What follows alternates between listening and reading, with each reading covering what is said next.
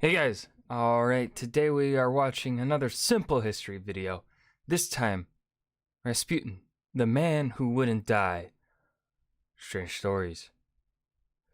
Really don't know much about Rasputin, aside from, probably the typical, he supposedly was warping the mind of the Russian emperor.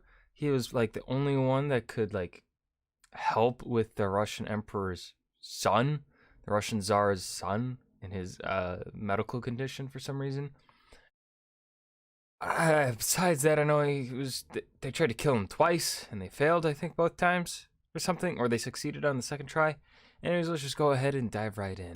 This episode is sponsored by Wix. I had that louder than Wix.com/go/simple history to create a website today. Rasputin, the man who God, they died, really made him look December batshit crazy 30th, here for this 1916. animation. Grigory Efimovich Rasputin was born on January 21st, eyes, 1869 they've seen some in shit. Siberia, Russia, to a peasant family and led a simple life until he reached the age of 28, when it's alleged that he had a religious awakening during a pilgrimage, and after that became a wandering, self-proclaimed holy man. Huh. Throughout Rasputin's life, there were constant rumors of him being involved in debauchery, drunkenness, womanizing, strange occult rituals, and belonging to a mysterious cult. Yeah, all those things But seem to match all up. this, by 1906, Rasputin was a popular high society figure in St. Petersburg and had become friends with Tsar Nicholas II and his family. By now, he had become known simply as Rasputin, and the Tsar's wife, Queen Alexandra, increasingly saw him as a prophet and a visionary who could heal her hemophiliac son, Alexei. Over the next 10 years, Rasputin's influence over the royal family and their political decisions grew and grew. This caused much resentment amongst the Russian people and politicians. There were attempts to curtail his power, and there was even an assassination attempt. For on July 12, 1914, a 33-year-old deeply religious peasant woman called Chonya Guseva stabbed Rasputin in the stomach while he was visiting his home village of Pokrovskoy. Rasputin was seriously wounded and nearly died. Guseva claimed that Rasputin was a false prophet and the Antichrist. She was later judged insane and sent to a mental asylum for her crime.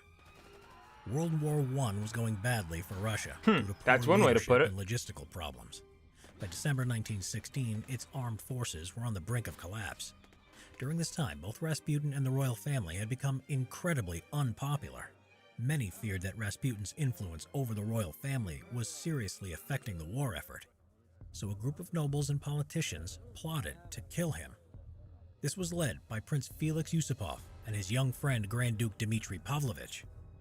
On the night of December 29, 1916, the two of them invited Rasputin to a small party at the Moika Royal Palace. Oh, I've heard of this What happened next one, is yeah. open to debate, as much of it has become hearsay, sensationalism, half-truths, and urban legend, as Rasputin was always seen by the public as a mysterious figure, and his death soon became a tale of his mystic, almost superhuman powers. The popular account about his death is that waiting for him at the palace were Prince Felix Yusupov and Grand Duke Dmitry Pavlovich, while upstairs were several co-conspirators, including the renowned opposition politician Vladimir Purishkevich. Once at the palace, Prince Yusupov offered Rasputin tea and cakes that had been laced with enough cyanide to kill 3 or 4 men. But this seemed to have no effect on him, so the prince gave him some Madeira wine, also laced with cyanide. But again, this seemed to have no effect on him, even after drinking 3 glasses, apart from getting him a little more drunk. Then And they Prince just shot Yusupov him. went to get a revolver and came back and shot Rasputin in the chest. Rasputin promptly collapsed on the floor. That'd be a good comedy movie. Let's address that. That'd be a pretty fucking funny comedy movie, you know. You just make a movie about, trying to murder fucking Rasputin, and he somehow avoids them all, and then in the end you just fucking blast him. Seemed to be dead. Prince Yusupov then left the palace with the other co-conspirators, one of whom was wearing Rasputin's hat and coat, in the hope that it would give the impression that Rasputin had left the palace to return home.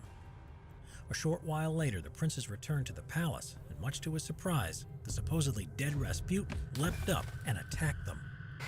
Then Rasputin What the staggered fuck? into the palace courtyard, where it is said he was shot 2 more times.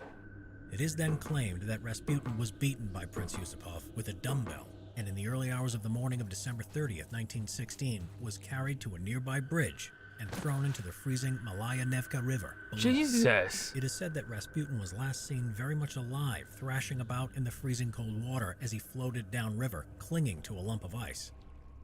2 days later, on January 1st, 1917, Rasputin's dead body was found under the ice-covered river, approximately 650 feet downstream from the bridge. Some of the details of his murder may have been untrue or exaggerated, but what we do know for certain comes from the official autopsy carried out on Rasputin's body. We know that Rasputin had been shot 3 times, and one of those shots was in the forehead at very close range, and was the cause of his death.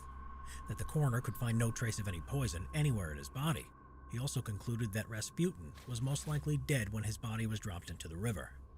There were also deep cuts and bruising on his body, but they were not believed to be from a beating as commonly claimed, but to have been done post-mortem when Rasputin's body was dumped into the river through a fishing hole that had been carved into the iced-over river.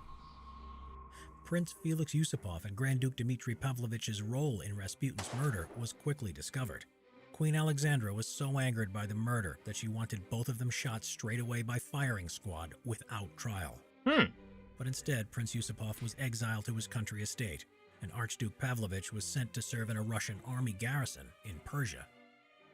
As for Rasputin, he was buried on January 2nd, 1917, the day after his body was discovered, at a small local church in a ceremony attended by the royal family and a few close friends. Shortly afterwards, the Russian Revolution occurred. Tsar Nicholas II was forced to abdicate, bringing an end to the Russian Empire. Russian Revolution, This simple history... Oh no, now I'm forgetting the month. February Revolution? Was it in February or was it like April? No, it was February. And the second one was the October Revolution. Oh fuck. I can't remember the month. No! Oh shit. Well, that is how Rasputin went and fucking died. And they had to blast him 3 times with a revolver at close range before he fucking died. You know, I'm curious what how medical experts would explain him not.